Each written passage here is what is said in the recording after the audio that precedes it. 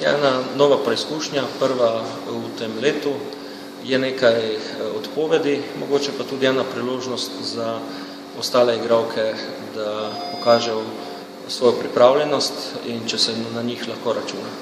S kakšnimi pričakovanji odhajate na to tekmo?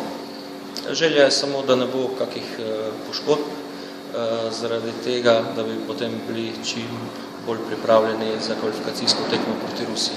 Bosna in Hercegovina je dejansko vaš stari znanec.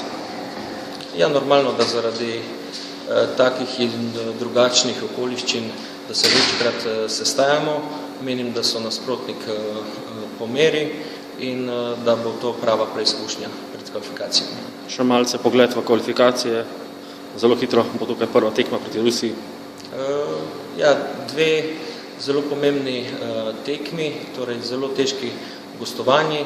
Pomembno je najprej se za te dve tekmi dobro pripraviti tudi predvsem torej taktično in tudi v glavah, torej da se pripravimo, ampak ne dvomim v kakovost naših igralk in upam, da bojo takrat, ko bo potrebno, da bo se vse lahko udeležile teh dveh kvalifikacijskih tekem in da bomo na ta način tudi pripravljeni za tisto, kar nas čaka.